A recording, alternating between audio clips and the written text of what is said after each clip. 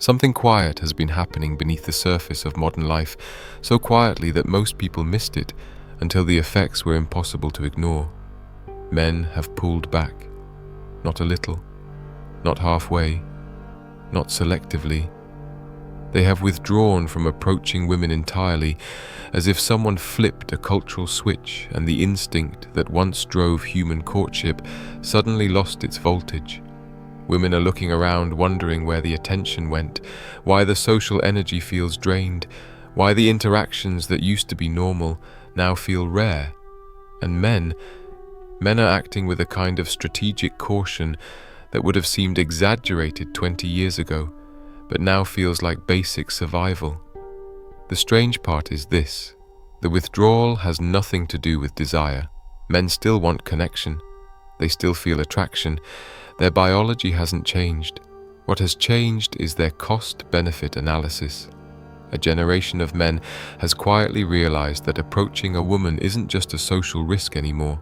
It's a reputational risk, a financial risk, and in some cases, a legal risk. And men aren't operating emotionally here. They're calculating.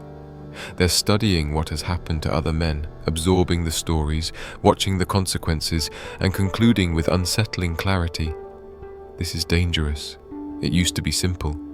If a man walked up to someone he found interesting, the worst outcome was an awkward moment or a polite "no thank you." Today, the spectrum of consequences has expanded into absurdity. Men worry about being filmed, edited, and posted online before they even finish their sentence. They worry that a misunderstood compliment could be reframed as harassment. They worry that a misread signal could turn into a professional inquiry, an HR complaint, or a social media storm that paints them as the villain in a narrative they never agreed to star in. The fear isn't theoretical. Men are watching ordinary, well-meaning guys get dragged across the internet for interacting the wrong way with the wrong person on the wrong day. And the conclusion forming in their minds is unavoidable. If a simple hello can be turned into a public trial, then silence is safer than sincerity. I work with men who tell me stories that would have sounded like bad fiction a decade ago. A man who said a harmless compliment about someone's jacket and found himself being warned by his workplace about perceived boundary issues. Another who tried asking out a woman he'd had friendly conversations with for weeks. She smiled at him in person, then later uploaded a video mocking him to thousands of viewers. His face blurred in poorly, his job misrepresented, but recognizable enough that people who knew him reached out asking if everything was okay. These aren't exceptions. These are becoming standard anecdotes men trade with each other as cautionary tales. Women ask why men have become distant, why they seem uninterested, why they don't initiate anymore. They assume the outcome is a sign of male weakness, shyness, lack of confidence, romantic incompetence. But that interpretation misses the truth entirely. Men haven't disappeared because they're timid. They've disappeared because they're vigilant. They've disappeared because modern dating has turned into a landscape full of invisible tripwires, where one wrong step detonates consequences far beyond the moment. And that vigilance grows every time men see mixed messages celebrated online, posts praising women for exposing creepy strangers, followed days later by posts lamenting that no men approach anymore. The contradiction is almost theatrical. You can't publicly shame men for engaging and then act shocked when they stop engaging. The culture trained them to retreat, and now everyone pretends the retreat is a mystery. Men have started treating public spaces like workplaces. In a hardware store, they stay focused. In a gym, they keep their eyes fixed forward. In supermarkets, airports, bookstores, places where spontaneous interaction used to blossom, men now avoid eye contact, avoid conversation, avoid anything that could be misinterpreted. Not because they dislike women, because they don't trust the environment. One man told me he avoids even polite small talk with women in public because he never knows what kind of person he's dealing with. Not morally, but narratively. Is she someone who will laugh about the encounter later, or someone who will turn it into online content? Will she take the compliment with grace, or extract a meaning he never intended and punish him for it? When the rules are inconsistent, the safest strategy is not to play. The contradictions in expectations deepen this confusion. Women say they want confident men, decisive men, men who take initiative. But the moment a man tries to lead, there's a risk he'll be labeled possessive or domineering. He sets a boundary, and it's called controlling. He expresses a preference, and it becomes misogyny. But she expresses preferences, income, lifestyle, body type, status, and those are entirely normal. The emotional asymmetry is jarring. Women can openly discuss what they don't want in a man. Men are told any preference is an offense. This imbalance has pushed men into observational mode rather than participatory mode. They watch, they analyze, they hesitate, and eventually, many decide that the risk outweighs the reward. Some men have even changed how they behave in relationships. They no longer chase ultimatums. They no longer negotiate manipulative emotional threats. When someone storms out expecting to be pursued, these men simply let the door close behind them. It's not indifference, it's exhaustion. It's the realization that participating in unnecessary drama exposes them to more instability than they're willing to tolerate. Modern dating has convinced many men that serenity is more valuable than romance, and that reprioritization has consequences. Men are finding peace outside the dating world in ways women never expected. They're pouring their energy into hobbies, fitness, travel, learning, entrepreneurship, areas where effort is rewarded, not punished. These men aren't isolated losers hiding from reality. They're productive, growing, fulfilled individuals who realize they can build meaningful lives without risking themselves in an unpredictable romantic environment. Women sense this change but often misinterpret it. They assume men are emotionally immature or afraid of commitment. They don't realize that commitment itself is no longer the issue. The environment surrounding commitment is. Men aren't frightened of love. They're frightened of the consequences that can follow love when it's weaponized. The stories men share are full of broken trust. A girlfriend who, after a small argument, threatened to accuse her partner of emotional abuse. Another who publicly smeared an ex with claims she later admitted were exaggerated. And in many cases, there were no repercussions for her. Men see this and conclude that accountability is not equally distributed. One false accusation can rearrange a man's entire life, even if it's disproven later. And that reality alters behavior more effectively than any cultural lecture. Dating has become a minefield of unexpressed expectations. Texting rules that change without warning, emotional standards that contradict themselves, invisible red lines that men are supposed to intuit. Some women expect men to understand complex boundaries without ever articulating them. If he texts too often, he's desperate. If he texts too little, he's disinterested. If he wants to take things slowly, he's playing games. If he moves too fast, he's disrespectful.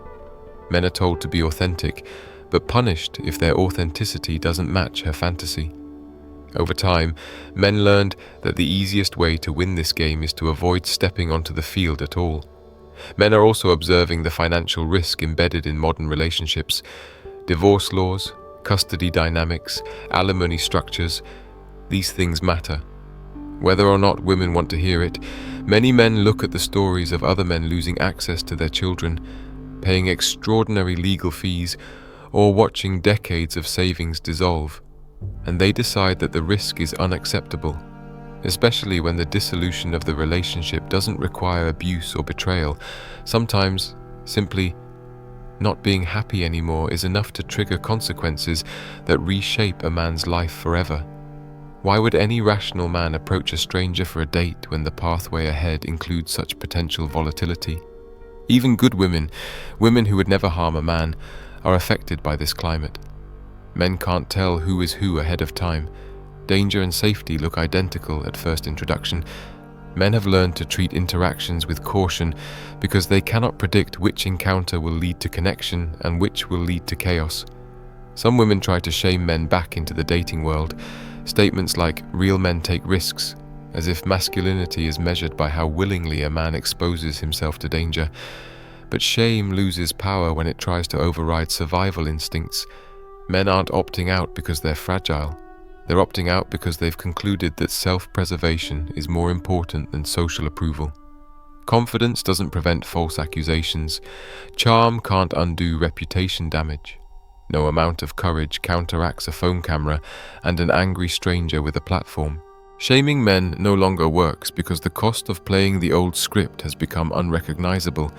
A man cannot gamble with stakes he never agreed to carry. For generations, courage meant approaching a woman despite nerves.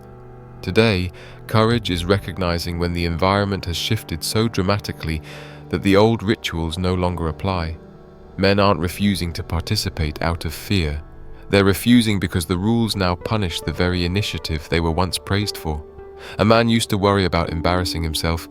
Now he worries about losing everything he's built. He weighs the joy of meeting someone new against the possibility that she may later reinterpret the moment, reshuffle the facts, or reshape the narrative for sympathy, validation, or entertainment. And men know, once the story escapes into the world, no amount of truth can pull it back. This is why so many men have adopted a chilling new philosophy. If my intention can be rewritten by someone else, then my silence is my only protection. Women often misread this silence as apathy. They assume men are disengaged because they don't care. They don't realize silence is now a survival strategy. A man who approaches could be miscategorized. A man who stays quiet cannot be misquoted. And as men retreat, a strange irony emerges. Women say they want strong men, steady men, responsible men, men with direction. Yet these are the very men most likely to withdraw because they understand what they stand to lose. The unmotivated man, the reckless man, the man with nothing to protect, he still approaches. But the man with discipline, ambition, and reputation, he has learned to guard his life like an investment, not treat it like a lottery ticket. This has created a new cultural divide, not between men and women, but between men who have something to lose and men who don't. And the men with something to lose are leaving the table entirely. They see the shifting definitions of harassment. They see consent treated as fluid. They see breakups turned into accusations, private moments turned into weapons, and misunderstandings treated like crimes. They see due process eroded, male vulnerability mocked, and male caution framed as cowardice. They see all of this, and they quietly build their lives away from the chaos. For the first time in modern history, the responsibility of sustaining human connection is falling disproportionately on women, and many don't know how to handle that shift. They were never required to initiate. They were never taught how to signal safety. They were never taught how to make a man feel welcome instead of endangered. And now, with men withdrawing, they are confronted with a reality they never imagined. Attention is not guaranteed. But here's the part almost no one is willing to say out loud. The solution will not come from shaming men back into the dating pool. It will only come from building an environment where they feel safe again. Men don't need encouragement. They need trust. They don't need confidence tips. They need fairness. They don't need another lecture about being brave. They need assurance that courage will not be punished. Until then, the withdrawal will accelerate. Not out of resentment, but out of logic, because men are realizing something profound.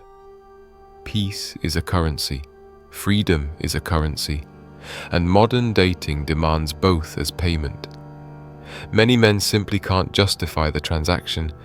They're finding meaning in solitude, and not the sad kind society imagines.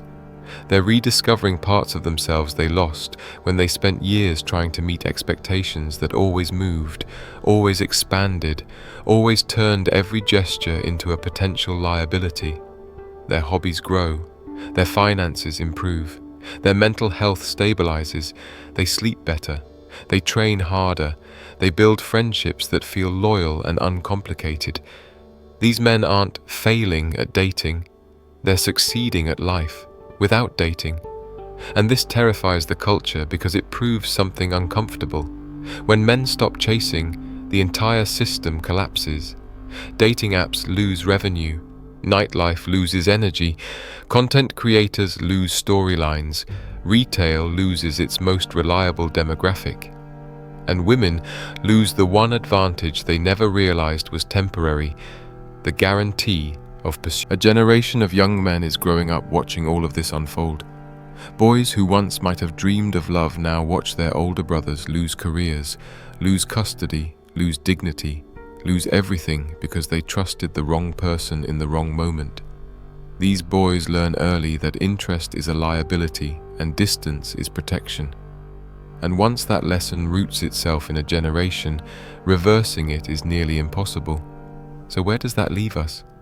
It leaves us standing at a cultural turning point that no one wants to acknowledge, a moment where men must decide what kind of future they want to build, not for women, not for society, but for themselves. Here is the conclusion men are reaching. If a system demands your vulnerability but offers no protection, walking away is not cowardice, it is wisdom. And wisdom will shape the next decade of relationships more than romance ever could.